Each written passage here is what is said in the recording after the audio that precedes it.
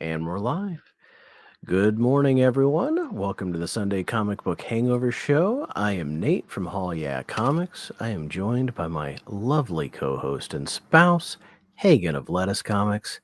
And we are joined by the man who introduced us to each other. It's Ricky from All Sorts of Words. Good morning, Ricky. Does this make us a throuple? Sort of. So. Yeah. I mean, I kind of hope so. Yeah, a little bit. How are you doing, Ricky? I'm chilling. Doing great now. Hagen, how are you doing? Oh, I am swell, friend. How are you? I'm great. I've actually seen the Superman movie twice now. I went on Thursday night because it was the earliest tickets we could get. I didn't go to the Amazon thing, and then because it was Thursday and it was a late show on Thursday night, I couldn't take my wife had to work on Friday, so we got tickets again for Saturday for the whole family. And yeah, I'm really excited to talk about the movie. I looked forward to it for a long time, but it was I can't remember the last time I saw a movie twice. like it back to back like that. I do remember as a kid, I know I've told this story before, but like small town, we had one theater when we saw the Batman movie in 1989. Me and my cousin, they had a 7 o'clock show and a 9 o'clock show. We walked out of the 7 o'clock show, and whoever it was that came to pick us up, we said, "Can we just go watch again?" And they let us. So like we we just did a loop, and it's kind of funny that a superhero movie was the same kind of jam for me. There are a lot of people here. Let's say good morning to everybody. So Christina is here, dropping links already. Thank you, Christina. And there's Eric from SideQuest. What, 6:04 a.m. He's slacking. That's not even early for him. Yeah, that's 5 hours late for him. Right? There's Cliff. Good morning, Cliff. I think Cliff likes Superman a little bit, you know. Mark's issues with Archie. He just put a video out I watched. He's been putting out a lot of little videos. There's my friend Chris. Good morning, Chris. Matt from Impressed. He's going to be on next week, maybe? He's going to be on, I don't know. I got a calendar somewhere. And there's my friend Eric, who I went and saw Superman twice with. He went both times with me. Actually, he bought my tickets. He's that nice of a guy. Wow. Michael, just Michael. He is a good friend. K Munin. Rich from Big Nasty. Good morning, buddy. There's Stevie D.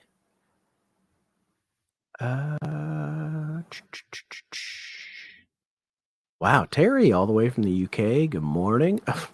And someone else all the way from the UK. Morning, James. Hey, dude. Oh, there he is. Hey, JSS. Good morning. Jim is here. And JX. And Big Lyle. Morning, buddy. Adam from Up and Adam. I think. Oh, Scoon. Yeah, somebody new to me. I saw him comment on a few of my videos. Hey, thanks for checking out the show, buddy. Oh, I think I got everybody. All right. If I missed you, you can just type in there, "Hey, you missed me." So I think we'll start off kind of broad strokes, and when we get into some more spoilery stuff, we'll put up a banner when we want to get real specific. But yeah, there will be a very clear line of demarcation. We will give people time to get out of the stream. We do not want to spoil the movie for anybody, but also like we want to talk about it. So this is a healthy compromise, we feel. Right. There he is. Hey, Archivist. That's why I said, if I missed you, I'm sorry. I'm sorry. It's hard. It's a big list. It's early. I'm going to letter grade it. Okay. I told you I saw it twice. I actually liked it better the second time. I'm not exactly sure why, other than I went in, I think, with expectations and going in with no knowing what was going to come the second time, I liked it a lot more. So, I mean, it was a solid A for me. Like it really was, especially the second viewing. And there were moments that were just absolute A+. I mean, there were things that didn't work for me. I don't think it's a perfect movie, but I really like it. Broad strokes, like Hagen, what did you think? What's your, grade or rating or whatever? So spoiler alert, it contains Superman. So let's just get that out of the way really quick. So it was a Superman movie. I thought that I think I'm in the same boat as you. I go into movies wanting to like them, and I was expecting to like this movie, and it needed to do something bad for me to not like it. But it did a lot of stuff really, really right. I think it was an A. And there were some, I think, perfect moments in that movie. And there were a few moments which to me are on the same level as some stuff that happened, like character wise in the MCU, that I'll like get into later. Like I'll draw those conclusions later, but even that could be spoilery, so I don't even want to get into that. But I think overall it was an A. There were perfect moments. There were also moments that deeply confused me, and those are some of the ones that I wanted to talk to you guys about as well. Okay, cool.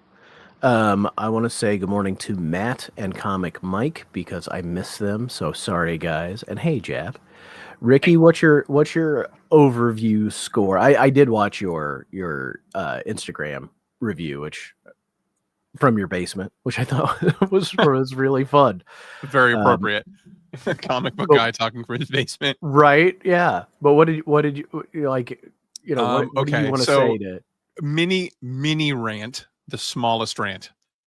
People. Okay, so start the timer. Yeah. this is my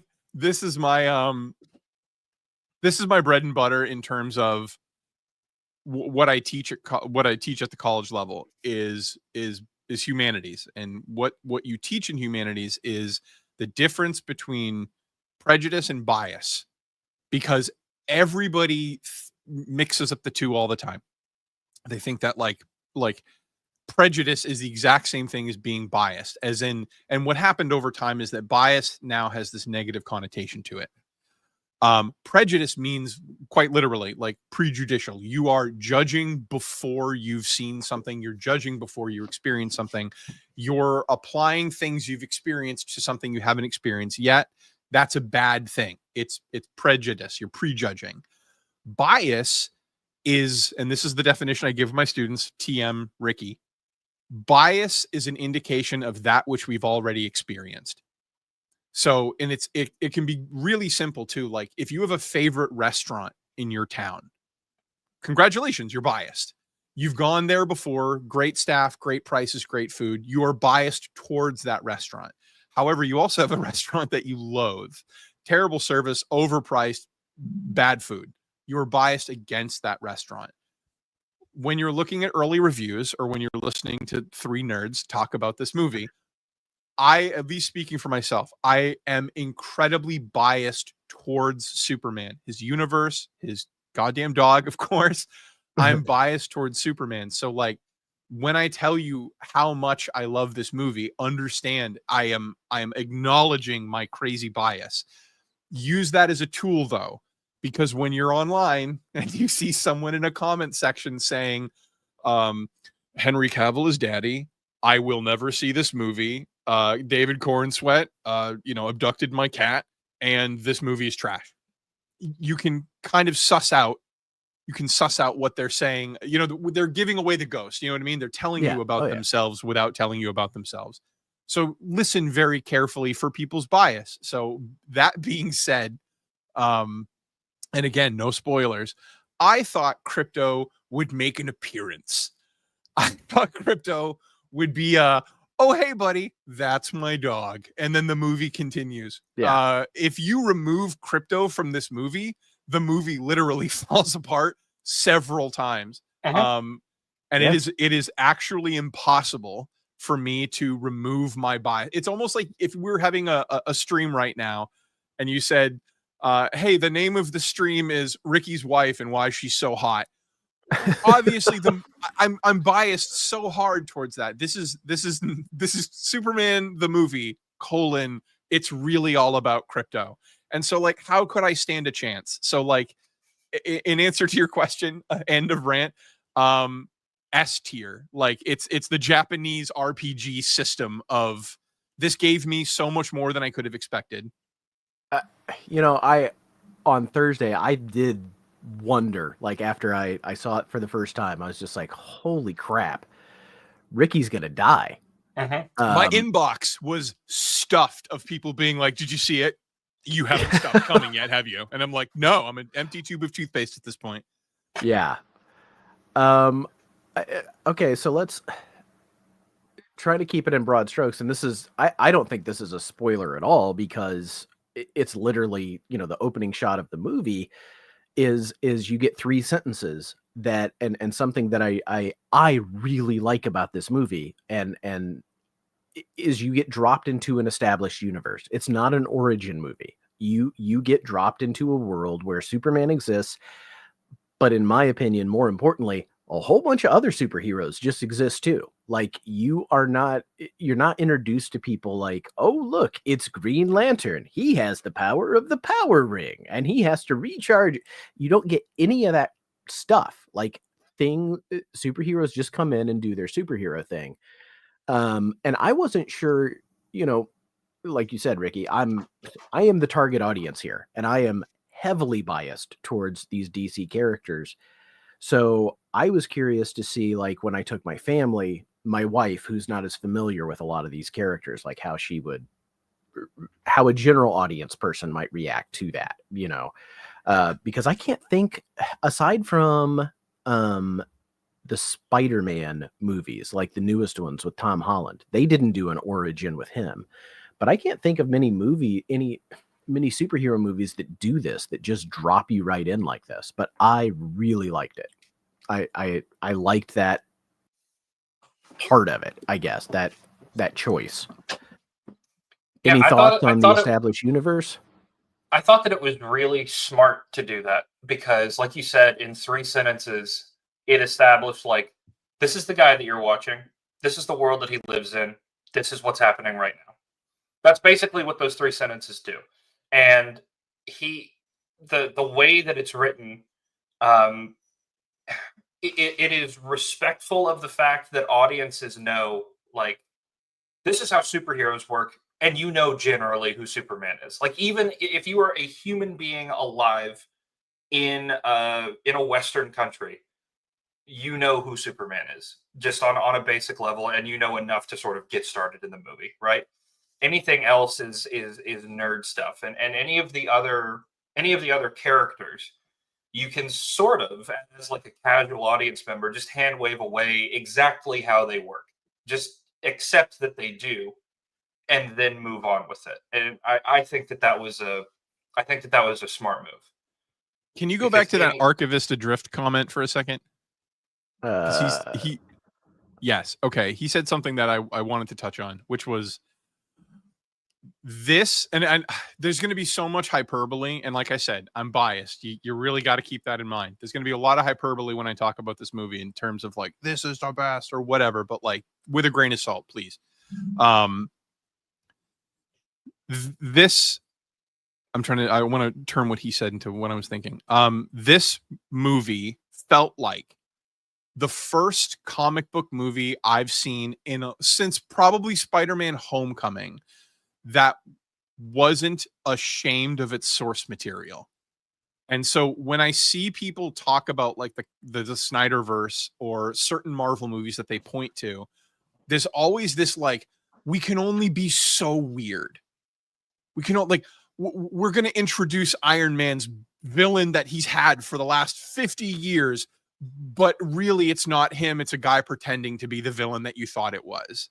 There always has to be something that like brings it back to reality. So it's not too weird, but like this movie was just like, it wore its influences on its sleeve. It was a absolutely ridiculous comic book movie. And I see people in comment sections being like, this was ridiculous. And the dog was silly. And I'm like, motherfucker, the dog's been here since 1955. Like, what are we doing here? Like, it's a comic book movie. Like, this is what it should feel like the whole time. But we've kind of been fed a Marvel universe that is 70% comic books and 30% very real, grounded in reality. And it's refreshing to see something be absolutely ridiculous. Yeah. When we were coming home on Thursday, my friend Eric Himbo here, he was like, he said, I just can't believe that they went balls to the wall with all of the silly, DC universe stuff. And I think that's the best description. Like, it really is. It wasn't a small measure. They just went for it. And I really love that. All of the things that they threw in, it was not completely conventional. I'm trying not to spoil things, but like the story structure itself was not like, a straight line either. Things bounced around a lot. So just the I don't know, the elements of the established universe I thought was great, because I didn't need to get every character's name. And people just really, from what I can, from what I saw in the theaters, people really enjoyed it. It really worked. Really, really quick, just y'all in the chat, be careful of spoilers. I'm seeing some stuff getting thrown around. I just don't want anybody's experience to be ruined. So just be mindful of that. Love you, kiss, kiss. Anyway. Yeah, we are trying. Yeah, I see the comment you're talking about. I definitely want to. We will 100% be touching on that and how I feel about that. I just don't not right now, when it would be, if we throw it up on the screen or if we start talking about it, it's gonna break the rule. Yeah, we're gonna try to stay spoiler free, at least for the first half here, as much as we can. I again, like, trying to stay out of spoiler territory, because it is only Sunday. I mean, this opened this weekend, but I think it does, again, bias, Ricky. So it's like, it's what of course the algorithm is targeting me with Superman movie news because I'm the target, right? Like, that's what, if I was the internet, that's what I'd point at me. But it does seem to be like doing really well. The number one movie in America this year was the Minecraft movie. The number 2 movie was Lilo and Stitch. This has beat the number 2 movie. This is now the number 2 movie in the United States.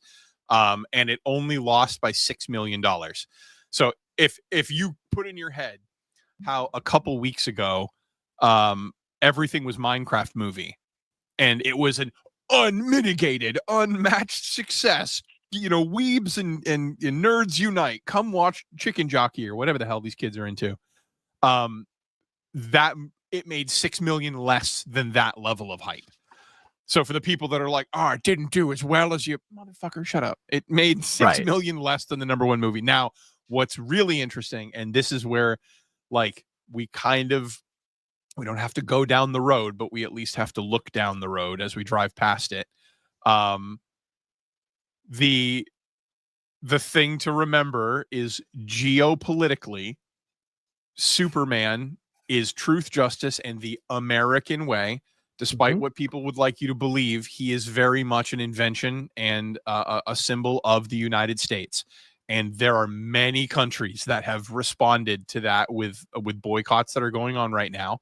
And like in China, China showed up to the Star Wars movie where they had to airbrush a black main character off of the poster because they don't like black main characters in China. They showed up for Star Wars into the hundreds of millions. China gave Superman $8 million. They have over 1 billion people in that country. That's pocket change. Like, that's China didn't show up. Canada didn't show up. Japan represented. They showed up and they were like, "We don't care. We're going to see the movie. It looks cool." But like, a lot of the countries that you think that like we're having problems with right now geopolitically, they did not show up intentionally for this movie. And what do you know? It's not being covered in the mainstream media because there's a lot of editing going on in terms of our relationships with other countries. So we don't have to go into it, but like, facts is the facts. The movie did as well as it did domestically, but like internationally, the numbers are like, the number 1 movie everywhere on earth was Jurassic Park, because it's not a American movie. It is, but it isn't. You know what I mean? Right. And it's, I mean, I guess not more spectacle, but that does make sense to me. I also think, like, wasn't it the Avengers one or both of the last Avengers movies where they had put in Chinese phones? Like Iron Man, Stark Tech was Sure. like a Chinese brand of phone, and they did that specifically like for that market. You know, I don't know that they did anything to to entice a foreign market with these with this movie. I wanted to. There we go. Spoiler alert: the mean sister from Superman 3 and Nuclear Man team up to fight Superman, and that would have been outstanding. Mhm. We did so. My son, he's 10, and we showed him this month almost every other Superman movie. We got through Man of Steel. We did not finish Batman Got through versus Man of Superman. Steel. Yeah, got through Man of Steel. Which, oh man, I mean, I don't want to get into that, but God, that I got some problems with that movie for sure. But even Everyone did. This is why I feel like I'm taking crazy pills, because all of a sudden, everybody's saying like, "Oh, those Cavill movies were peak." Motherfucker, where were you for the last 10 years of my life? Because that movie has been widely known as trash forever. And it's only when you got offered a new alternative did you Right. get nostalgic. Like, I Mhm. literally don't understand where these people crawled out from. Yeah, it's. I mean, the tones could not be more opposite. I mean, like watching again, I don't want to get into it, but like Man of Steel is a slog. It's dark. There's no freaking color, you know, everything's filmed through that filter. He's a reluctant hero, and that is like the antithesis of what Superman is.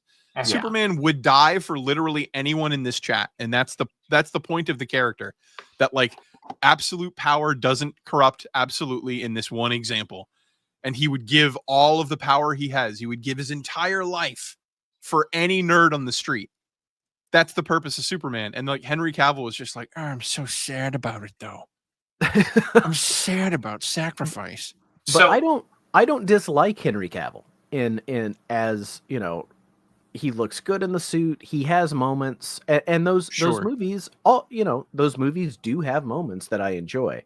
But I guess with the newest Superman movie, with the bright freaking colors and the fun, and it's not I think it's going to get a lot of like comparisons to Marvel movies because bright colors, humor, James Gunn.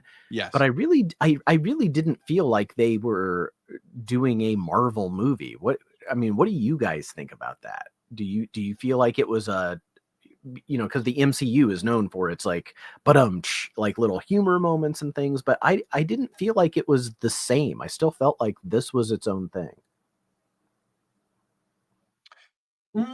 No, not exactly. I think that it had humorous elements, and it had funny moments that's not undercut but sort of segued into other things.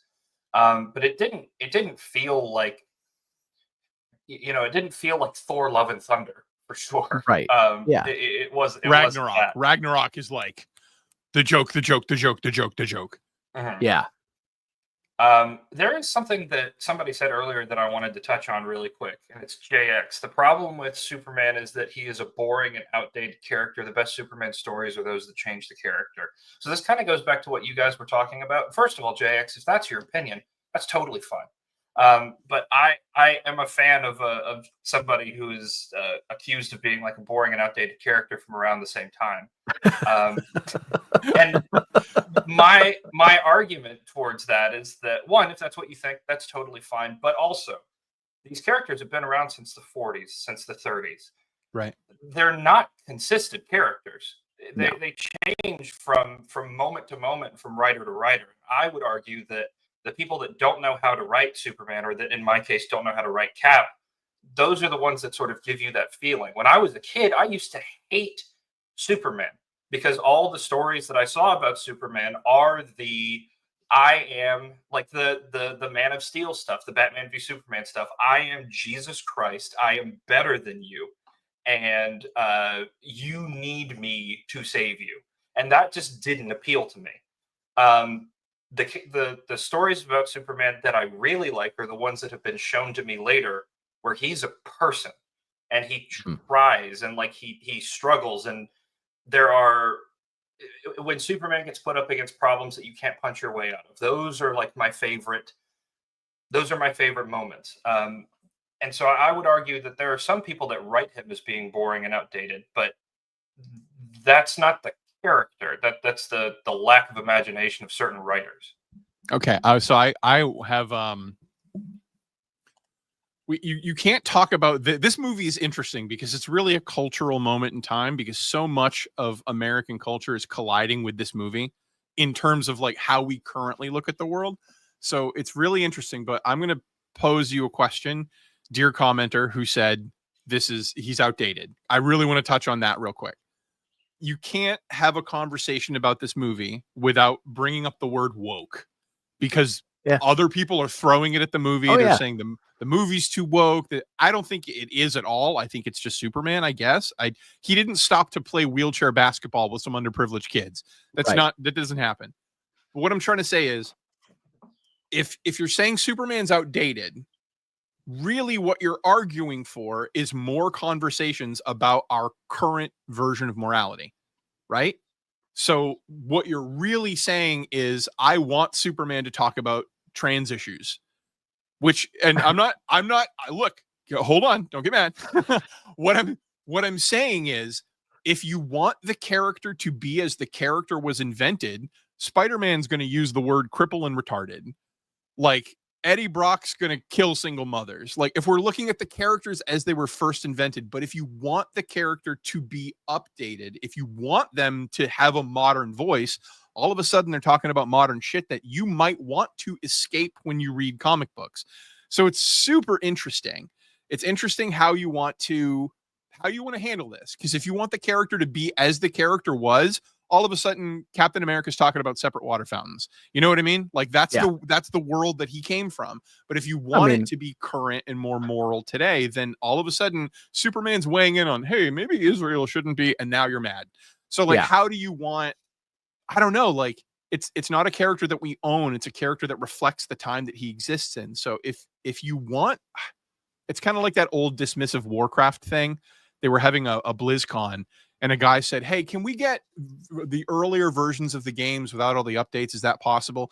And the guy's answer, which was super flippant at the time, was like, I don't even think you know that you don't want that. Like, I don't know if you want Superman to be updated to the point where those old-fashioned ideas are completely written out of the character. That, like, you help your neighbor. Like, I don't know. I don't know if I even want that. I don't even know what I'm saying anymore. But like, it is way more complicated than I think. Like, he's outdated. He should be gone. Does that make sense? Yeah, I wanted to talk about and K. Munin says it here, like, there are agendas pushed in the film if you look closely. I disagree. Like, are the agendas in the room with us right now? Yeah, I don't think there's it. Like, I have heard this from a few people, or, you know, I haven't heard it from people. I've seen it online, but like, because there's a war in the movie, which is in the trailer, so not a spoiler. They're like, oh, it's Israel, Palestine. Oh, it's Russia, Ukraine. It's like, you know why you can make those two connections is because there's always a frickin' war. In the 1990s, DC Comics had a country in their comics called Kandak, which was Iraq. Like, just so that they could have, they weren't putting a message out there or an agenda. It was just, there's always a war happening. It's a human thing.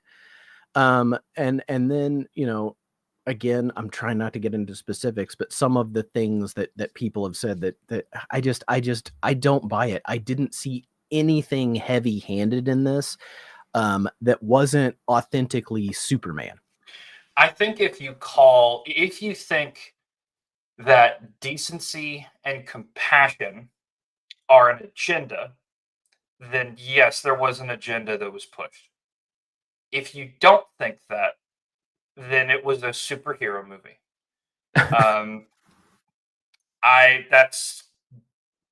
That's as far as I'm willing to go talking about that right now. Okay. But that's what I think. Oh yeah, I was even thinking about, like, and this is not spoilers, the main antagonist of one country's accent clearly put him out of the reach of like, well, it's definitely this. I'm like, well, I mean, not really. That guy didn't sound like that type of, you know what I mean? Yeah. So we'll get into that, but that's Yeah. I agree. I agree with you. If you see it, okay. So I kind of put up a thing on Instagram in case you didn't see it. This movie's kind of like a conservative Rorschach test. Like they made a movie about a guy who literally says the line. This line was leaked. This is not like it's in one of the international trailers. He says something like, "My parents sent me here to be of service to people with everything that I can do, and I cherish that. That's the most important thing in the world to me." Superman says that. I do believe there are some people that are having some cognitive dissonance over the fact of the most powerful person in the world is dedicating themselves to an actual life of service. And then people are seeing that and they're going, well, that's not what I'm used to. And it's like, no, you're not. That is the point. Like the most powerful being in the world is giving himself to service. And that's not something we're used to. We're used to lionizing really rich and powerful people for being so alpha. And you have arguably the single greatest alpha character in the history of mankind. Ain't nobody throw a punch like Superman does. And the fact that he is more gentle than other characters who readily throw punches is astounding. Yeah. And I am jumping over comments that I think are spoilery. So if I'm we're not. Well, we promise we're not being disrespectful. We did talk behind the camera about like we're gonna have a clear demarcation line of spoilers, and so if you say something that is there, we will come back to it, but like just not the second. So the only other note I have on my card here for like general discussion is, in general, like how you think actors' performances were. So, I mean, I really liked David Corenswet as Superman a lot. And Cliff put it earlier. He said, Nate's going to love this Lois. I freaking love this Lois. I just, that was another point of discussion in the car on the way home on Saturday, was the character of Lois and how she was handled. I thought pretty much every performance was very strong, and we can get into specifics later, but were there any like standout performances or anybody who you thought was maybe a little weak?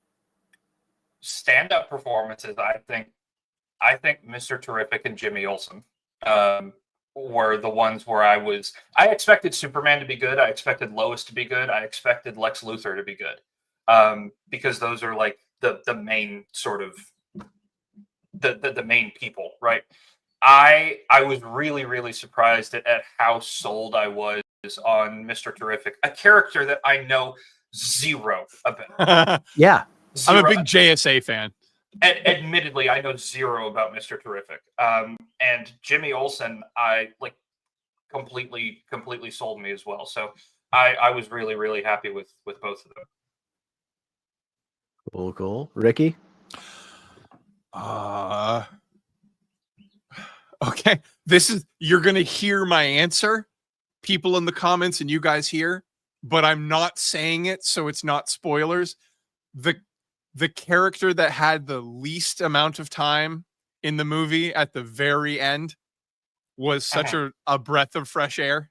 They come in, they say their line, they bounce, and like that brief moment it informed so much, and I think, honestly, I really want to get into spoilers, but I think that moment kind of like showed that like these characters, like Superman really is an outlier in terms of the way he acts and the way he thinks about the world.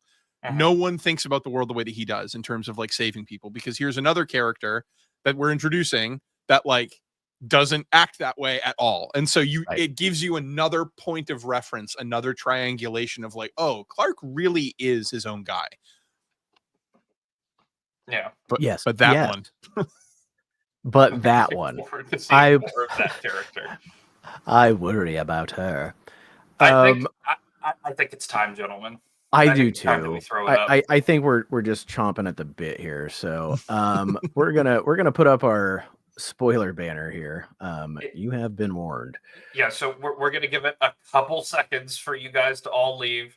We really appreciate you being here. We do not want to spoil this movie. If you are in chat, do me a favor and what JX just did, like blast spoiler alert. Like just throw it all up there so that there's no excuses. I'm burning a ton of time so that everybody can go ahead and get out of there. Get out if you don't want to hear more. Final spoiler alert, Superman was in the movie. I do not want to like I hate spoilers. Like I stayed away from Reddit and Instagram for almost 72 hours, which almost killed me on its own. But I just didn't want things ruined for me. And so I don't want to do that to anybody else. Yeah, it's spoiler time. But I also like I waited for so long for this movie to happen, and I want to talk about it. I want to talk. Can we reverse engineer it and go backwards from what I just said? Yes, we absolutely can. It's a great place to start. God damn it! We are at a minute of spoiler warning. So if you okay, haven't gotten out, 60 seconds.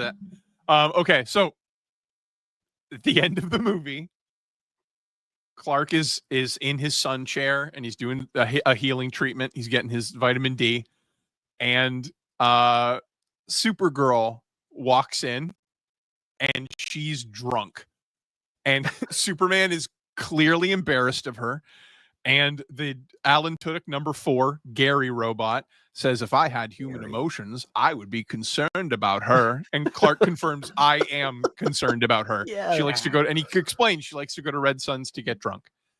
And then Krypto is mauling her while she's laying on the ground. She's laughing her ass off, and Krypto's mauling her. She's giggling. This is their relationship. They're both immortal beings and they're having fun. And that's when the robot hits him with the "I'm worried about her" line. And she says the iconic, "Thanks for watching my dog, bitch." And then leaves, which is now for the rest of my life getting written on thank you cards for people watching my dog. It's going to be that picture. "Thanks for watching my dog, bitch." And I heard the change tingling as my first Supergirl and first Krypto comics shot to the moon.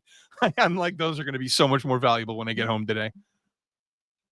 Yeah, you just had the Looney Tunes ass like cash sides in your eyes. I like this comment, and I was thinking about this last night. You know, I mean, my son is growing up, I think, a little unconventionally in that, like, I show him a lot of the things I grew up with.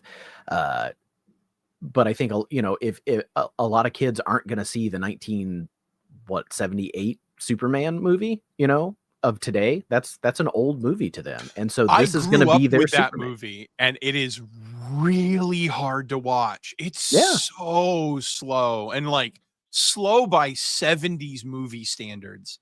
Yeah. But like, I guess what I'm saying is like or what I'm asking is this. So like, even with that, Ricky, you can't deny that Christopher Reeve is our Superman. Like growing up, he was our generation Superman. Yes. And like, even though that movie is long and kind of hard to get through at times, it's still something that I mean, I would still say that's an S tier movie. It really is. Like I absolutely love it, even though I don't need to watch it more than once a year. And there are parts I can probably fast forward to. But this movie, like, if this is going to be, you know, a generation Superman, how does that land? Is he going to be as iconic as Christopher Reeve? Probably not. We're seeing it right now, but not with Corn Sweat. We're seeing it right now with Cavill. So you have to understand the Cavill movies, if you count promotion, if you count the promotion of like, oh, did you see on the Times of the Rolling Stone, Superman, the new guy's going to be on the cover. The movie, the whole span of it was about 15 years. There are 10-year-olds who are 25 right now. That is the only Superman they've ever known. And they're defending that movie to high heavens in the comments everywhere. Adults in their 40s who saw it in their 20s are defending that movie to the high heavens right now, even though the entire planet agreed, even at the box office, these movies suck. They're boring. They're overbloated. They don't represent whatever you think. Yeah. A lot of people thought they sucked. And we're seeing right now people coming out of the woodwork and going, no, that's my Superman. 20 years from now, Corin Sweat's there's going to be a new fight on the internet when there's a new Superman guy coming in. And they're going to be like, no, Corin Sweat, he's the one that did it. He carried the torch. So it's like we are seeing it right now, but we're not seeing it for the new Superman. It's brand new.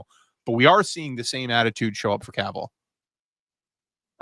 Hagen, we're going to jump all over, but this is a comment here. And you had asked about the parent. So I saw the movie twice. The first time I saw the first viewing, I wasn't completely sold on the parents either.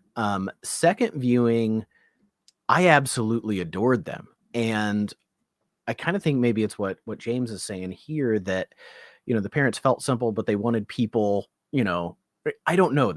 I don't know why James Gunn went with that particular version of the parents, but it really did work for me. A lot. Like, it's the Grant Morrison version of the parents. Whenever Grant Morrison has Martha and Jesus wept. Why can't I remember his name? Jonathan.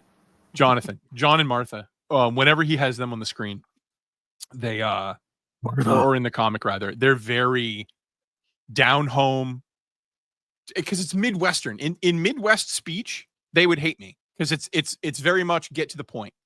Why are you talking still? And so his parents, I always think of Final Crisis. If you want to see Final Crisis, right after Martian Manhunter dies, all the heroes are visiting their families and they're like recentering before they come back to war with the villains who just killed Martian Manhunter. Superman's in the front porch with his dad. And he goes, I just don't know what the hell they were thinking going this far. And he said, and his dad goes, don't curse.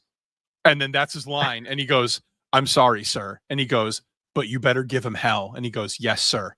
And there's no kid back talk of, well, why can you swear? That's not how it works in the Midwest, homie. He told him, you don't get to say hell in front of me. That's cursing. And he goes, sorry, dad. Yes, sir. And then he curses the same word. And it's, yes, sir, of course. It's very down homey. So it is, in that way, I would say they're probably the most of the like old timey characters in this movie. Superman's parents felt really close to home to me, and it might be because of where I live. But I live in South Carolina, and they felt like real people. Like I could have walked out of the theater and gone to Walmart, and they could have been, looking at Rogaine in the aisle next to me. Like they did feel like real people. James, I'm sorry that you couldn't understand them. I didn't have that problem. I know what Boomhauer from King of the Hill is saying because of where I live. But yeah, I really, really liked them. I thought that they really came across as like compassionate and caring, and the kind of people that would raise the kind of person that Superman was in this movie. What I didn't like about the parents was Superman's relationship to them. I thought that was really odd.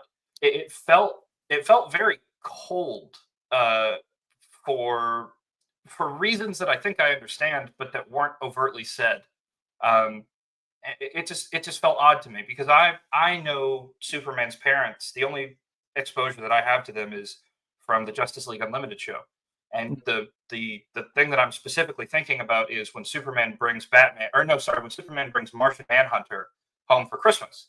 And they have this very, very warm relationship, and it didn't quite feel like that. So I was wondering what you guys were thinking about that in this movie, or if that was something that even pricked your ears up at all. So I know what you're talking about, how like they're like, don't be a stranger, come home, see us.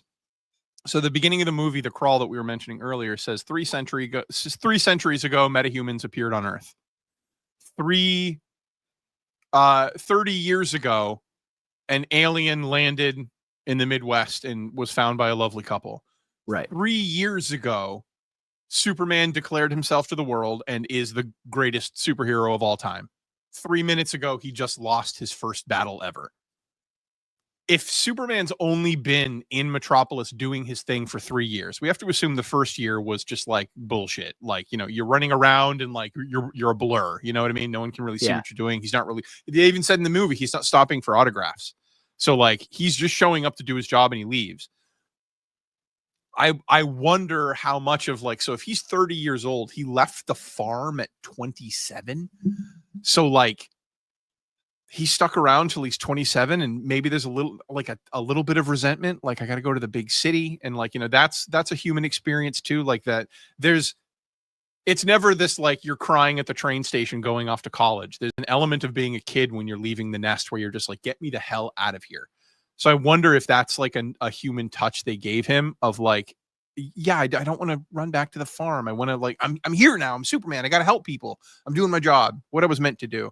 So I wonder if that was the angle. I also don't agree with it. I don't think it was a good choice. I think having him go home, like zip, zip. Oh, well, busy day at work, Mom. You know what I mean? He's home for dinner every night. Clark, you know, Lois complains, why can't we get dinner? Because you're always eating with your goddamn family. Right. I would have liked to have seen that too. But like, if I'm laying out all the facts, I can see how that's one way they wanted to go with it. Yeah, I kind of, I'm with you guys on the parents where like in I don't know if you read it, Superman Space Age, Ricky, but it's exactly that. While he's Superman in Metropolis, he still goes home. And when he goes home, like Pa makes him go pick corn. He's like, Harvest needs to come in, Clark, go get it. Yeah, chores first. Right. But you know, you can't fit everything in to the movie, right? Like we can't have him go home 3 times in the movie and still have all the characters that we had and everything else. So, you know, I don't know. I think what they did with the parents worked. I could understand, and like what James said, like I did have trouble at first, like honing in on what the dad was saying, because his voice is a bit mumbly, but it's very Midwest. I mean, as a Midwest guy, like I know that guy. Like when he tells the story, the dad tells the story about, we went down in Hector and we got burritos, and the burritos are just as good as they ever were. Like he tells this most mundane story about going to a Mexican restaurant, but I've had that conversation with, I don't know how many old men. Like, and so it was very authentic for what it was. Getting away from that, the moment, like the mom had a couple of moments that were really funny, but the dad just killed me. I mean, that's the only time in the movie I got emotional. Any man hearing a dad tell his son he's proud of him, like if you're an American man, that hits different. Hey, I'm in the theater. I'm in an IMAX theater sitting next to my 10-year-old son. Like that hit like on so many levels for me. And that was one of 3 places where I got emotional in this movie. But that one, I think that one was the frickin' top. I mean, it hit. So he didn't need to go home 3 times or whatever, because Pa Kent did his job for me. Yeah. And then how Ma calls him Mush. Oh, you big mush. Oh, mush, because he's crying again. Yeah. we do all. I mean, I don't care if you have a good relationship with your dad. That scene will remind you of your good relationship. Right. Shitty relationship with your dad. Right. You wish you could have that relationship. It doesn't matter who you are. That hits. 100%.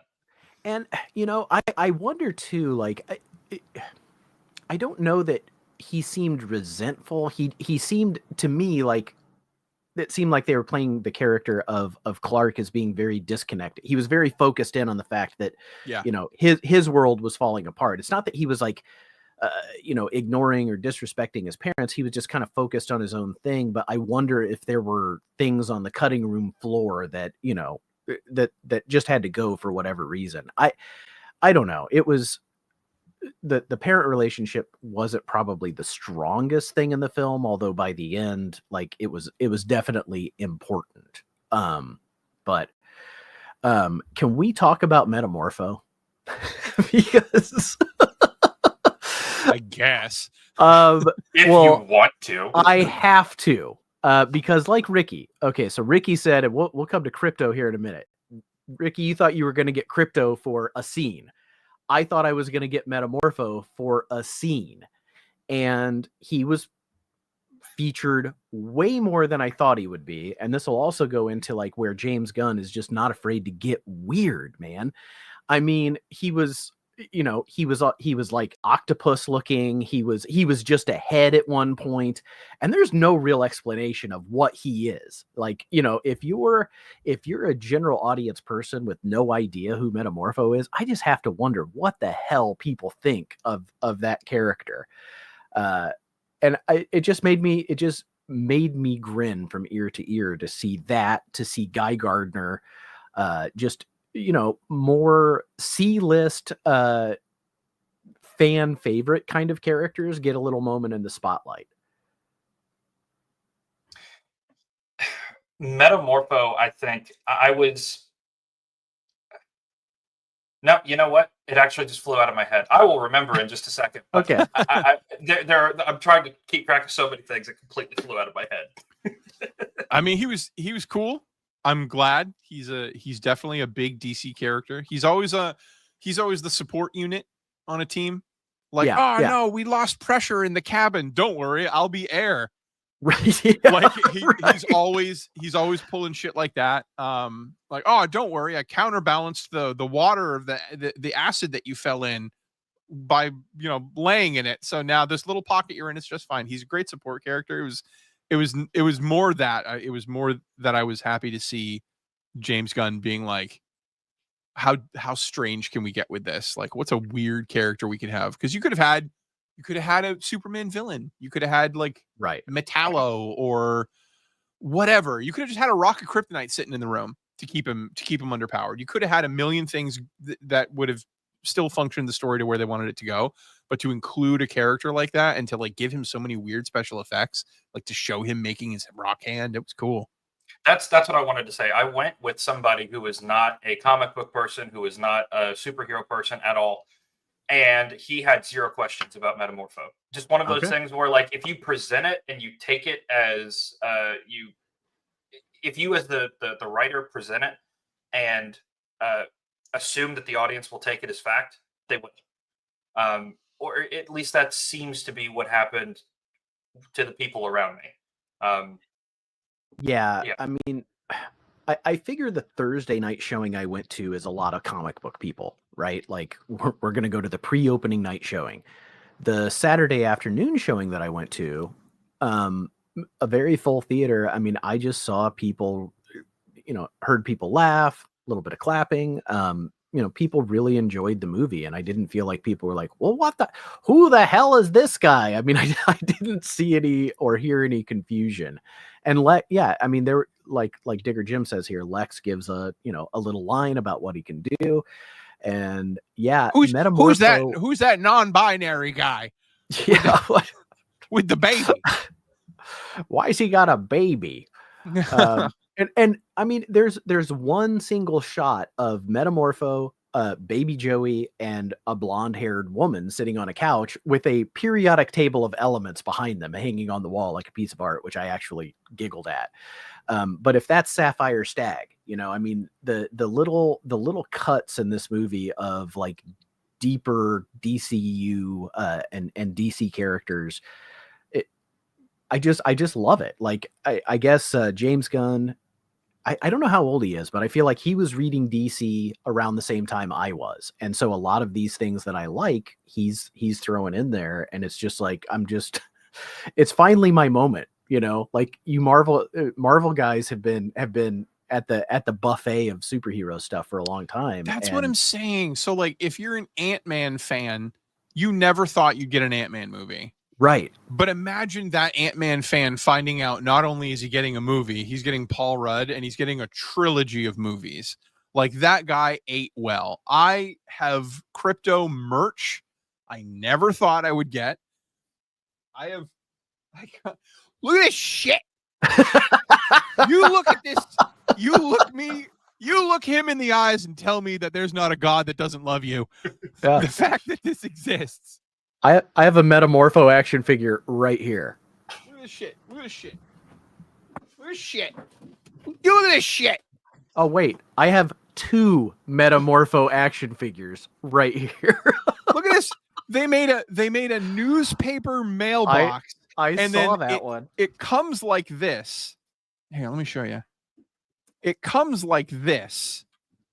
Like Superman, Daily Planet, he's on the scene, right? But then you can open it and flip it around. Yeah, how have you not changed that yet? There And now we it's go. an article about crypto. That's the one for Ricky. Get the hell out of here. And I filled it with popcorn. And I washed the tits off it when I got it home. But I filled it with popcorn. I used it for its intended purpose. It's absolutely sick. Look at this cup.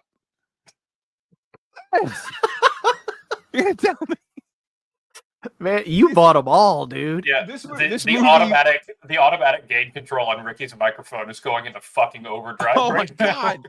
It's insane. This shouldn't, like, it feels like it shouldn't have happened. And like I was telling Helen on the drive home that I was like, if this movie like ultra bombs, it's gone. They never make another sequel. They fire James Gunn. They hire Zack Snyder back to make everything black and white. I got this. You know what I mean? I got him in the movie, and that's what I wanted to say. Spoiler next. I counted. Krypto saves Superman from imminent death 4 times and beats the main villain himself. Like, Yeah. this movie is Krypto the movie. Oh, The whole plot is around him getting Krypto back. Like, right. or at least that's how it starts. It's I mean, yeah, I was almost gonna say it's a little John Wick like that. Yes. You know, but yeah, the whole thing is where's my dog? And I want to jump way back to something K Munin asked real early, because it is a nitpick that I have, or something that I don't like from this movie, even though I love the movie, was the parents' message of, you know, get a harem and conquer this planet. Like, that felt very invincible. The word harem was said more times than I thought it would be said.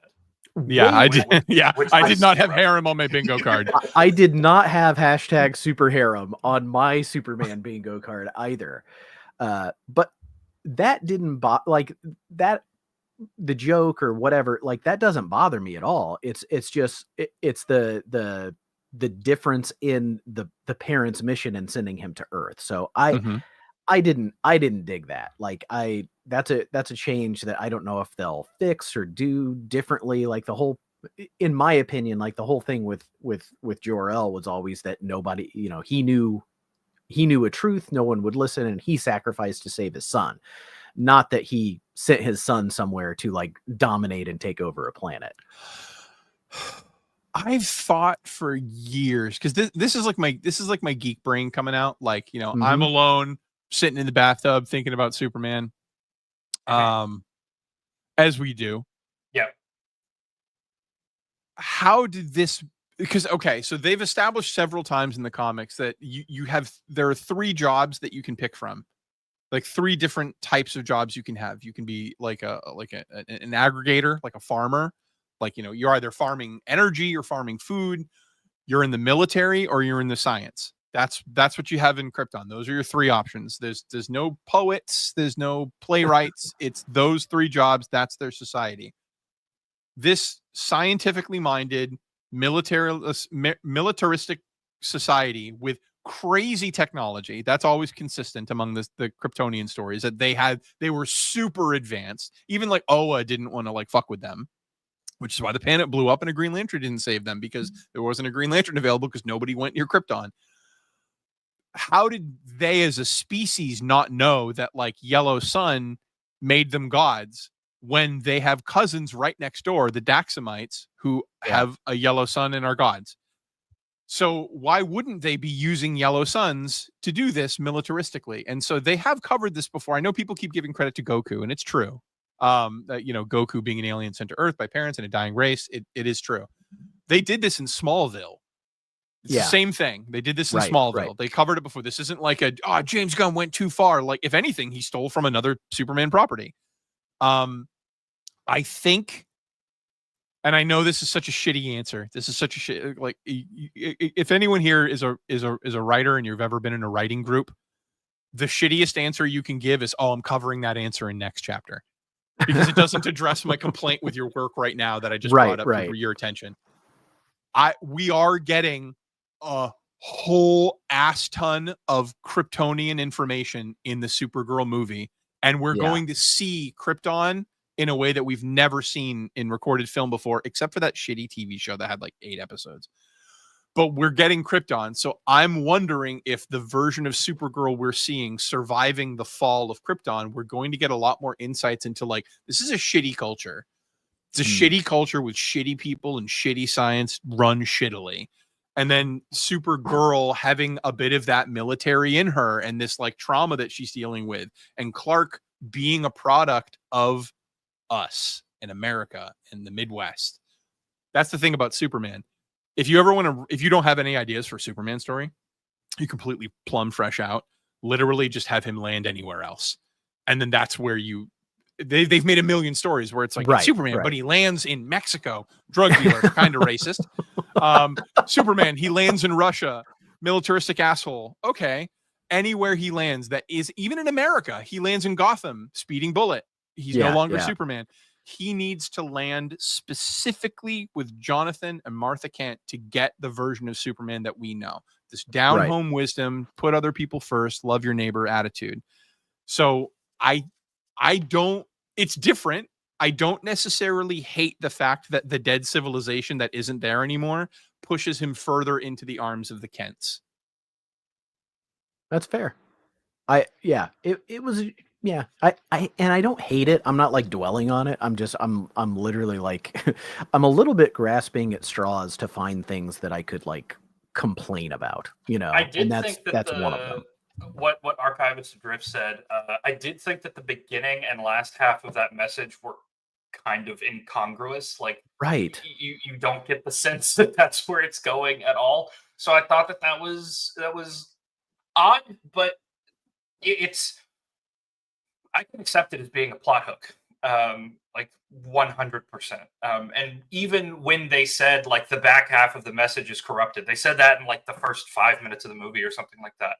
I was sitting in my seat thinking like, oh, well, that's going to be an evil second half of the message. I don't know how exactly, but something like this is going to happen.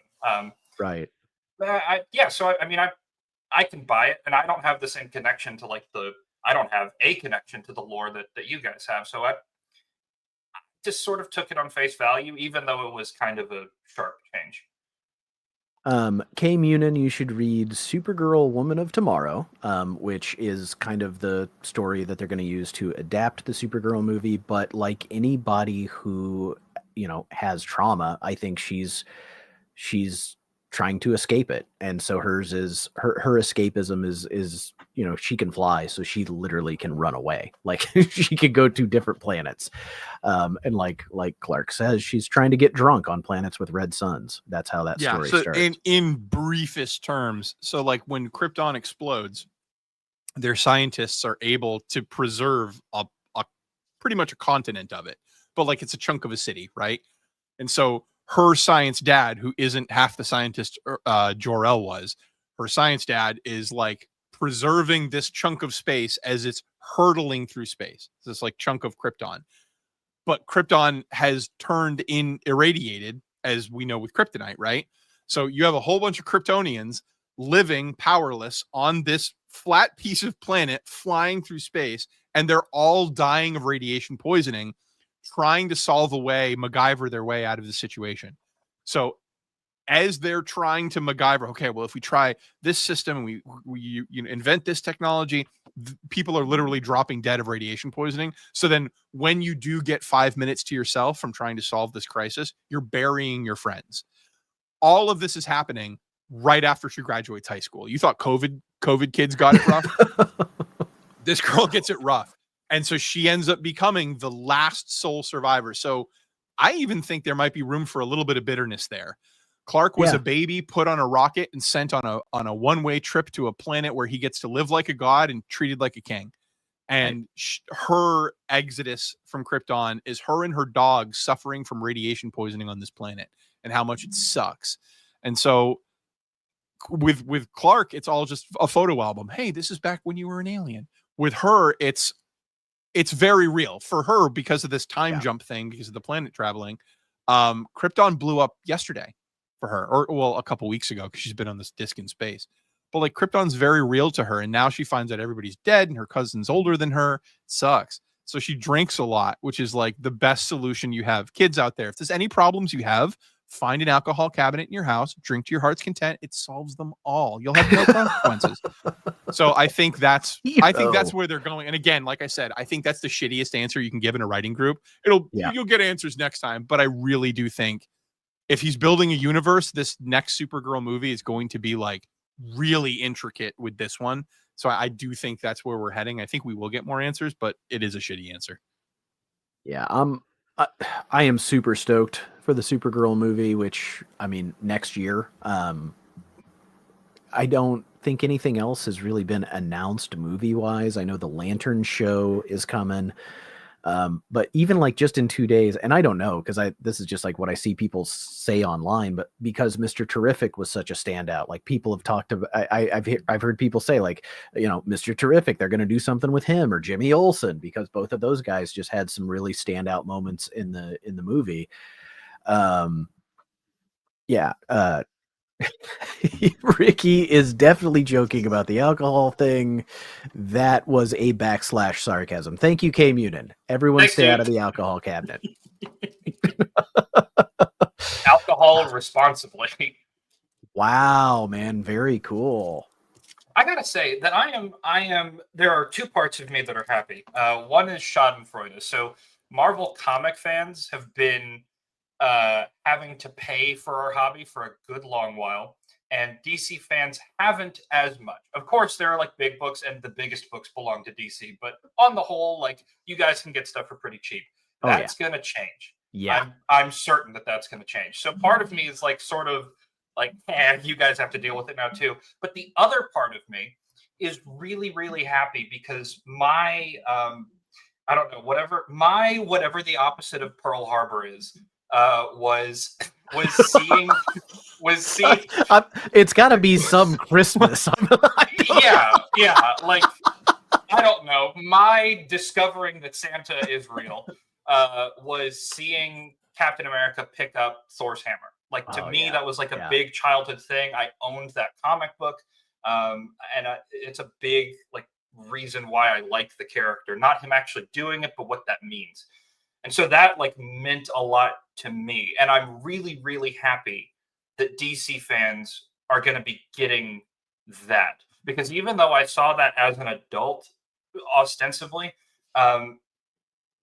it made me feel like a kid. And I think that has been very sorely lacking in the DC movies. And I very much see that happening with this new thing that James Gunn is doing, because, you know, nobody is going to look at a Superman who, while testifying to Congress, gets bombed and just kind of looks disappointed that it happened. with a piss jar. The jar of piss. They'll be more excited when, you know, Superman is actually getting really upset because people are mad that he's saved people like that. Well, okay, so he saved a squirrel. That's what I was just about to say. Freaking squirrel. He's like, they're killing that kaiju. They're beating it up. They're poking it in the eye. And Superman looks up because he's on the ground and he goes, golly. He said golly or good gosh. One of those things was the phrase he said, which made me giggle out loud. He goes, there's got to be a better way. And I was just like, that was so Superman to me. Like, when he was yelling at Krypto and he goes, what the hey, dude? He said, what the hey, dude? I was like, yeah, that's him. It was, yeah, he had a couple gollies or goshes, these aw shucks moments that, like you said, Ricky, that was the Midwest. That was the Kent's upbringing. You know, that's why he, you know, says what the hey, and doesn't let he leaves the cursing to Guy Gardner. But I don't know. I loved that characterization. talking about Marvel movies, Hagen, Marvel movies, bright color, but they still try to have that Marvel thing where it's based in realism, right? Like these superheroes exist in the real world. And this is like, nope, you're in the DC sci-fi universe. We've got all this stuff, and we've got hawk people. And we're not going to explain her at all. She's just going to screech like a hawk and beat people with a mace and murder a president of a sovereign nation. Assassinate political figures.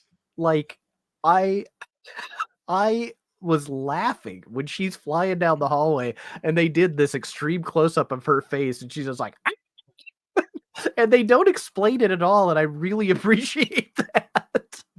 Like, if you really like, okay, if I want to recenter how sci-fi and fun this movie is, like, here's a short list of movies that you should stay away from if you think this movie is too much.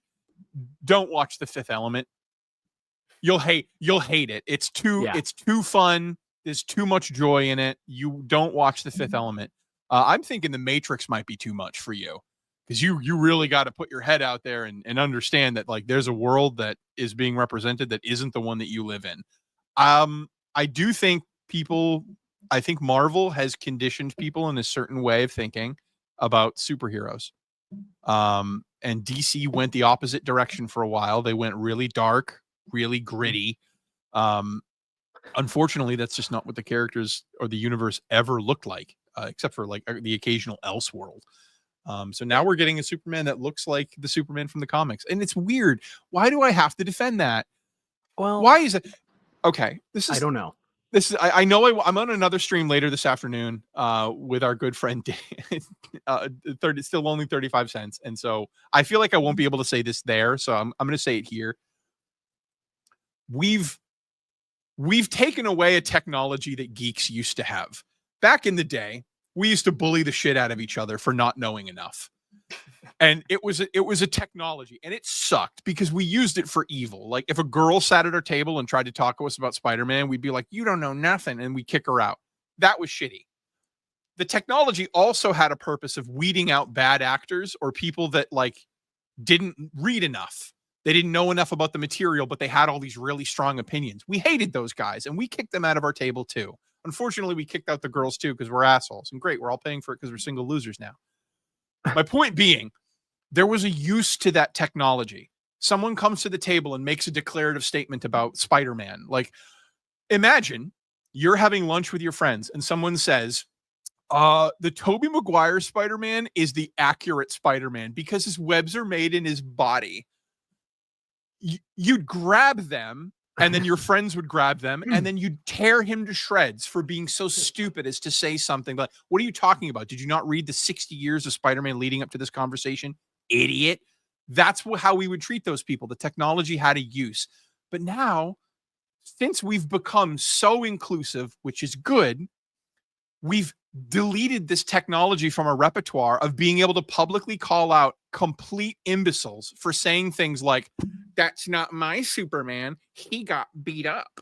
The fuck are you talking about? We've had 87 years of Superman getting his cheeks clapped because he's the biggest, strongest character and he can take it. Of course, he's the first one to get wrecked. That's what he does. Other characters judge how dangerous the situation is by how thick them cheeks can be jiggling. And so, like, there's a part of me that, like, I almost wish we could return to that for 5 minutes and be like, have you ever actually read a comic in your life? Because, like, this is the most accurate portrayal of not only the character, but the universe and his attitude that we've gotten. Christ, I mean, since Reeves, and even Reeves, those movies are beautiful, but, like, they didn't portray the world as weird as it is. No, this throws in a fifth dimensional imp like it's a throwaway joke. Anyway, I'm getting it is a throwaway joke, and it was. I mean, I wanted to specifically talk about that scene with you, Ricky, because when the first image came out, it was from that scene. I hated it. I was so mad. You hated that picture. I stand by that statement that even if the movie's good, which I do believe the movie's good, at least to me, your opinion may vary. That image is still the biggest sidestep they've made. It's the biggest mistake they made. So here's my question though. What did you think of that particular scene? Like where he's looking for Crypto. He doesn't know where he is. He is very like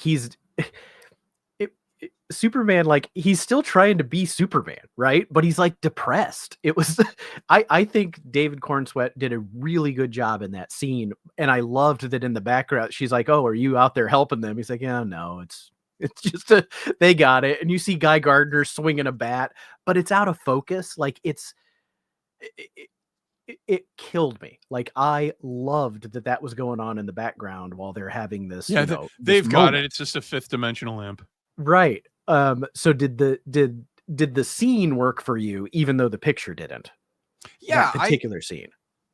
I don't know what you're looking for in a superhero movie if your character feeling vulnerable is like detestable to you. Like, I don't know what you're looking for. Superheroes are you and me given an extraordinary set of abilities who then rise to the occasion to do good that we can't do ourselves. Like everyone imagines if you got superpowers, you'd be a superhero. I can't imagine to me, oh God, I wish I was Homelander so I could choke that girl at the grocery store. Like nobody fantasizes about that shit. You fantasize about like, I could make things better. And so like there's a burden that comes with that. And like everyone gave Spider-Man a pass when he wept his eyes out in every one of his movies. And here you've got a guy that just like, he cares so much that sometimes it sucks to be Superman, but he still puts on the boots and he does it. I don't know what you're looking for. People say like, oh, he got his ass kicked the whole movie. Would you have been any more happy if Superman shows up, he wins every single fight? Because I got a movie for you. There's a Hugh Jackman movie called Real Steel. It's a deep cut. I've seen it. You've seen it. There's a Hugh Jackman movie called Real Steel. I'm being dead serious. If you think that Superman was too weak in this movie, I want you to go watch Real Steel. It's a movie where people can put on like little diodes and they can robot fight. Okay? And so there's people off to the side doing this, and then the robot. It's Rock'em Sock'em Robots the movie. That was the purpose of the film. Hasbro made a deal with the studio. The point is, in that movie, they never lose. From the first fight all the way to the end of the championship match. It's a Rocky movie, but they never lose. Rocky has to lose so that one, you can see how real the danger is, and two, you can struggle along with him. Like, I don't know what you wanted in a Superman movie if Superman shows up and he just wrecks face the whole time. Like, what would you have even enjoyed yourself if you felt like he was completely invulnerable and immortal? Because again, guess what? The movie then becomes about him sitting around and talking about his feelings, and we know you hate that. So like, what could have made you happy? Maybe you just don't like Superman. Moreover, it didn't start with his origin. Like, he didn't lose every single fight since he was born. This was a movie about the very first time he ever lost a fight. Like, he spoiler alert, it was to himself. He hadn't even hit the ground from losing that fight. That's how new that loss was. So, I mean, if you just imagine Superman kicking all the ass for 30 years and then understand that isn't a good movie. Like, there's no struggle in that. There's nothing that you have to overcome in that. This is how it has to be. Like, there are more comic book covers of superheroes getting the absolute shit kicked out of them, no matter what superhero it is, than doing well, than winning, right? Because that's the interesting thing, is what happens when these people that we idolize with these powers that they have get knocked down. How do they get back up? That's the interesting story. It's not the winning the fight that's the interesting part. I think so. Clark's last speech to Lex Luthor in the little flying thing about how, where he says, you've always been wrong about me. I'm as human as you are. I have, he says, like, I have doubt. I wake up in the morning and I don't know what I'm doing, and I just put one foot in front of the other like everybody else. It goes back to something that Dope from Dope Comics said. He said, I used to think Superman was boring. And then he told a story, like a personal story about his son, where he had to like help him out. And he said in that moment, he had to be Superman for somebody. And he's like, being Superman is hard. And, you know, to be altruistic, to make the good choices when it's definitely a lot easier to not. I loved that. I need a character. I need a character to have, you know, flaws and imperfections and things that I can identify with. I need them to have an arc. And I think he had an arc in this movie. There's so many times, like, you know, a lot of watch a Batman movie. Batman does not have an arc. Like he never changes from the beginning to the end of the movie. And I love Batman. So I don't know. I really liked this. I'm with you, Ricky. I am the target audience though. Like if you want to know what I thought, I freaking loved it. Does that mean you will? I don't know. Do you have 5 long boxes of Superman comics? Cause I do. I don't know. I do want to address, if you go to 1050, K Munin talks about crypto. I do have an answer for that. I do want to talk about that. I like talking to K. We do too. Yeah, K Munit's a great dude. He is. Okay, so he doesn't agree with us on anything, but he keeps coming back and he doesn't like what we like, but we like each other for whatever reason, and I love that. So okay. I know this is how my brain works. I know he knows, but like for anyone who's watching the first time, I usually like I have to start like 5 steps back and then I'll get to where I'm going. Okay, so Quentin Tarantino was in an interview and he was talking about how when he was a kid, because this is right after Django Unchained, he was talking about when he was a kid, he would watch Roots. And if you haven't seen Roots, a lot of people haven't. It was a culturally big movie, but a lot of people haven't sat there and watched it or read it. But in the movie Roots, at the end of the movie, the character gets the whip in his hand and there's the master tied to the tree. And the master's, please don't hit me. He's been beating slaves this whole movie. And you, as the audience member, are begging for him to get his shit rocked. But what does he do? He drops the whip. He doesn't hit him. And there's supposed to be this human triumphant moment of like, yes, he's risen above. But the reaction in real time with everyone everywhere was, no, beat his ass. He deserves it. And so when he made Django Unchained, halfway through the movie, when he revisits the plantation, what does he do? He whips the bitch out of that slave owner.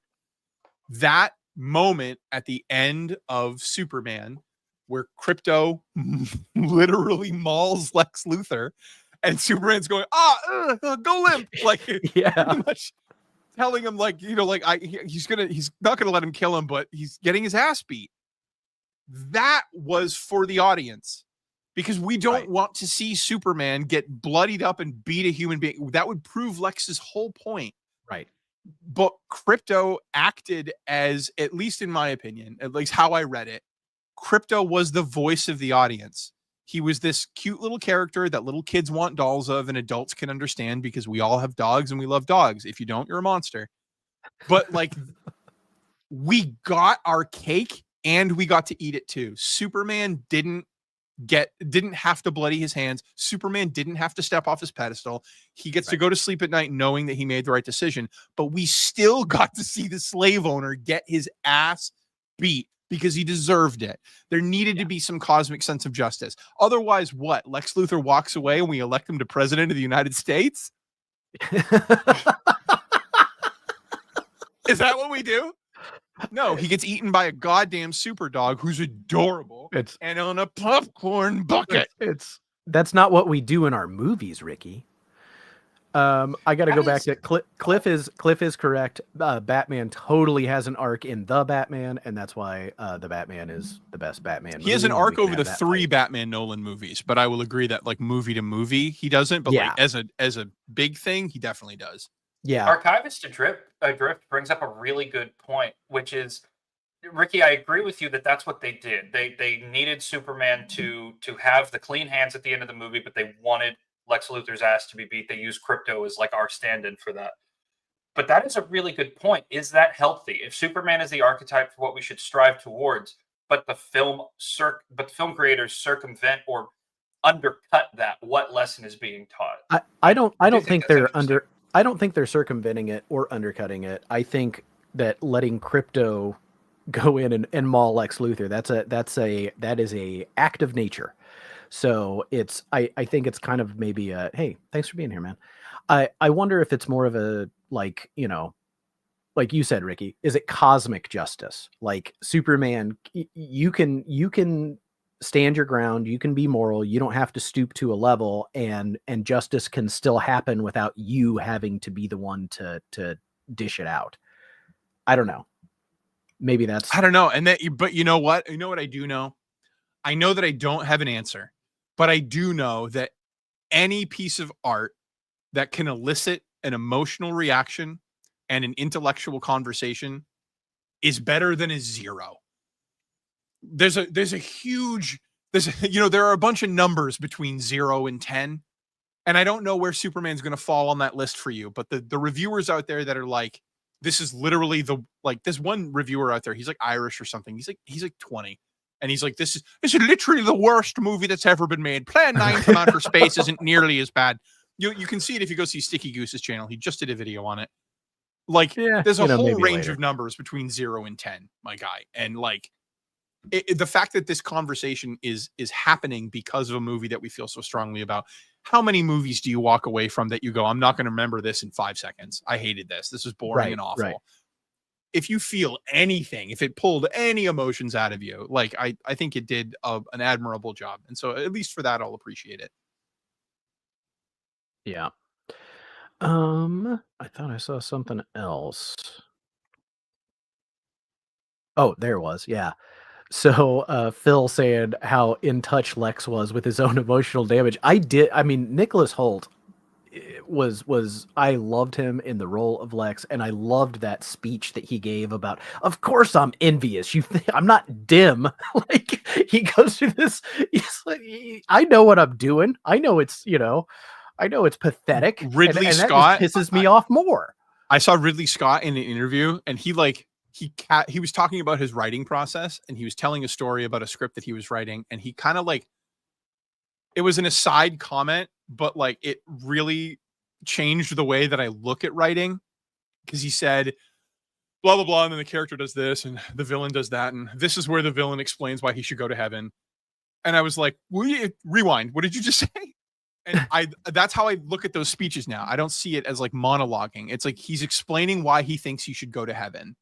And in that moment, that's what yeah, of course I'm envious, you idiot. Like, you're the most powerful being on earth. Why shouldn't I? But I need to defend myself against you. It's not right that you can just kill me at a moment's notice. That's not fair. So I like this movie the more I talk about it. Yeah. I mean, seriously, you only saw it once, right? I only saw it once. I'm seeing it again with my family on the 20th. I refused to wait. Archivist Adrift. So there you go. His second comment, not the motivations one, the one right after that. That's what I meant by this movie being a litmus test.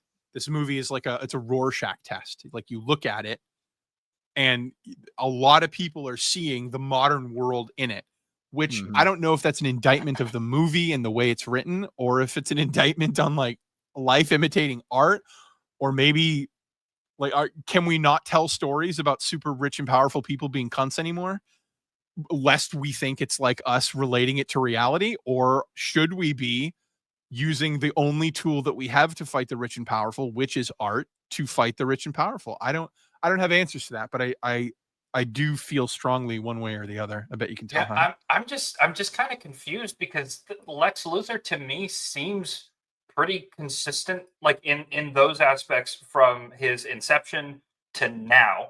And like, yeah, he could have been Bezos, he could have been Musk, but he also could have been a Vanderbilt. You know, he could have been a Rockefeller. Right. Like, he's just rich, powerful, out of touch asshole. That's not like a political thing. That's just a thing that exists in human society. I didn't even think Stephen- that was a controversial statement that rich people were out of touch assholes. Yeah, like some of them certainly can be. It makes it harder to be in touch the more billions of dollars you have, I think. And Stephen Miller, I don't understand where that line is being drawn necessarily. But yeah, I just don't. I don't. These things that are not gonna dip my toe into modern politics, but the things that are happening in our country right now are very recent when it comes to immigration and things like the events that people are tying this movie to. Yeah, they were But this movie was filmed when this shit started popping off. So like, I Right, don't know if it's that's- necessarily. That's exactly what my friend Eric there. That's what we were talking about. This movie was written years before this stuff happened, and was filmed before Trump took office. So I don't think there are direct parallels to modern events. I think people are seeing things because these things have, like you said, Hagen, there's always been rich people. It could be a Rockefeller, but we're looking at Lex and we're tying him to the ones that we think of now. Oh, it's Bezos. Oh, it's just rich guy who has more than he needs. I mean, the Bible says it's difficult to get into heaven if you're wealthy. Like, Right. is that woke? Bible sounds pretty woke to me. Little bit. I'm yeah. And I am all for a system which brings those people back to reality. Does it start with G and end with guillotine? I think I do have some French ancestry, Ricky. I think I do. Oh, you want to know? Okay, this is gonna be the last thing I'm saying because I do have to leave, but I do want to say this. This is the funnest fact you'll ever hear. The last guillotine death I know what in you're about to say. France came out the same year as Star Wars.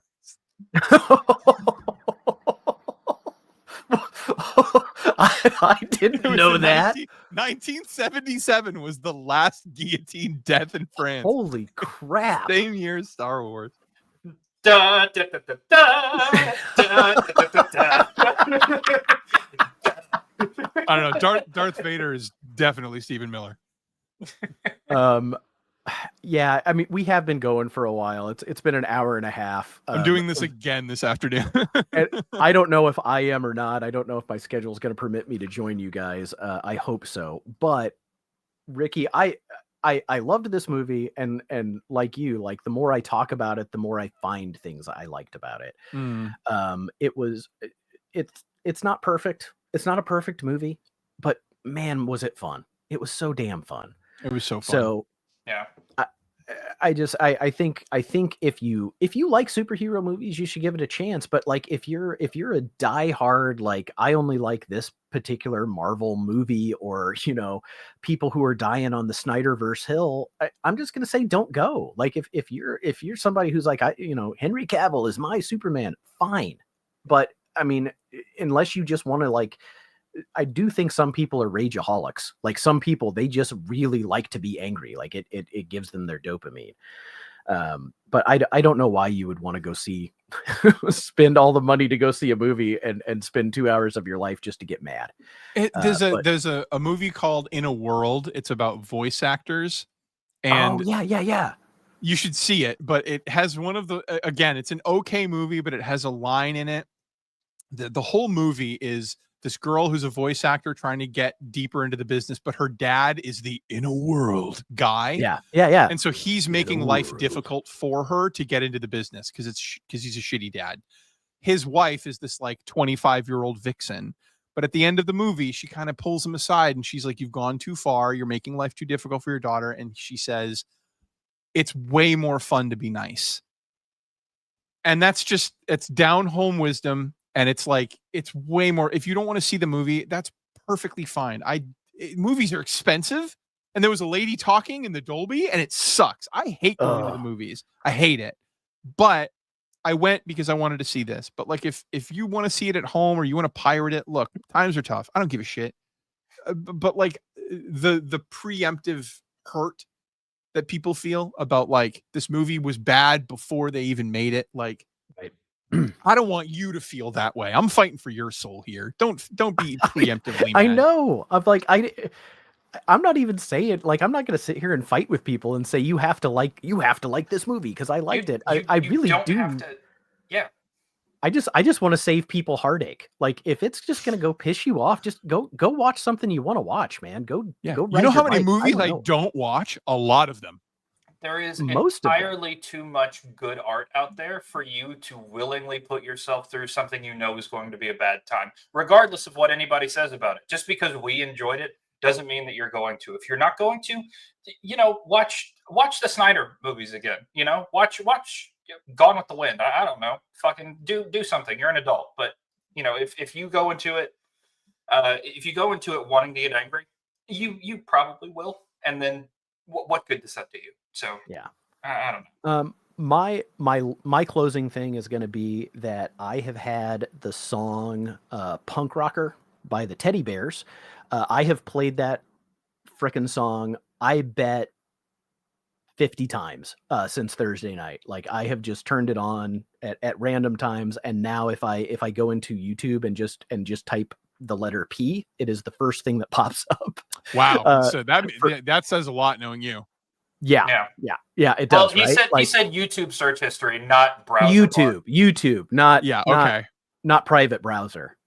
That I don't even know what that is. Peeing Bryce Dallas Howard is like the first. What is a VPN? I don't get it. So our guest Ricky just put out his most recent book. You can get it on Amazon right now. It's called Something Awful by Ricky Mailhot. And I am a horrible friend who has not yet started reading this because I was reading it while I was waiting for my friend to show up to the theater. I read 3 chapters before I had to walk into the theater.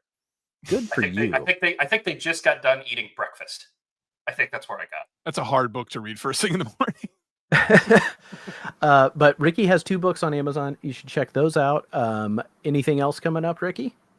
I'm doing a breakdown of the Snyderverse and how we got here, but in storytelling form. So it's going to be me sitting in front of a camera, just telling you how we got here, starting from Christopher Nolan to this new Superman apparently being an abortionist. I don't know. But we're going to go into detail on that. I have one other idea I was going to run by you guys. What was it called? Hold on. Yes. Nerds need to be mean again. We need to chase out the hucksters and manosphere assholes. All right. I'm gonna have to lift weights or something. I'm not good at running or chasing. But I'm all for it, and I'm all for like I said. I just want people to be happy. Can't we just be happy? You can join Hagen and I on Tuesday, and the FOMO Squad's going to talk more Superman. So if you were tired of Heroes Con, good news. Now we're going to make you tired of Superman. That's it. So everybody in the chat, thanks for being here. This was a lot of fun. This was I adore you guys. So thanks for being here, Ricky, Hagen, and we'll see everybody next time. Bye.